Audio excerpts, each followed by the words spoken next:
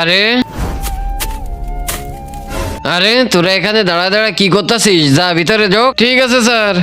তোমাদের খেলতে খেলতে মাথার ভিতরে খেলাই ঢুকে গেছে, পড়ার দিকে কোনো মনই নেই। আজকে সবাই পড়ায় মন দাও, আজকে কিন্তু অনেক ইম্পর্টেন্ট ক্লাস করাবো, সবাই একবারে মাথায় ঢুকে নিবা। ঠিক আছে স্যার। আরে কি ভাঙছে আমার ঘর?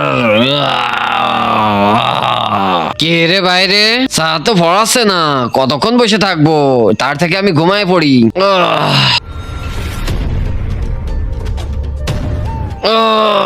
কি ভাঙছে আমার ঘর? আমি কাউকে ছাড়বো না।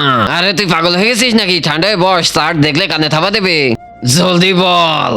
এই কে শয়তানি করছে রে? সব আওয়াজ আসতেছে আমার কানে, কিন্তু ধরে একার পিটানি দেবো। স্যার বাঁচান, স্যার বাঁচান। আরে পাগল হয়ে গেছিস নাকি? তুফানের মতো এসে বললি আমার গার পরে। স্যার আবিদ মাকড়সা হয়ে গেছে। আরে কি বলিস তোরা? আরে এ তো সত্যি মাকড়সা হয়ে গেছে। আরে বাচ্চা রে, মাকড়সা কিভাবে হলো? স্যার আপনার ক্লাসে একটা মাকড়সার বাসা ছিল, ওটা ও ভেঙে ফেলছে। আচ্ছা বুঝতে পারছি, একটা উপায় আছে এখন। বাচ্চারা তোমরা বাড়ি যাও। ঠিক আছে স্যার। আরে একটা ফুলই বেঁচে আছে।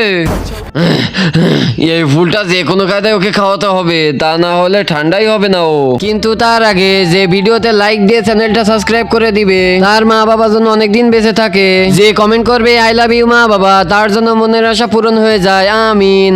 এবার ফেলে দিবি তোরে। কি রে, ও কি ফুল খাইছে? তোমরা কমেন্টে বলো।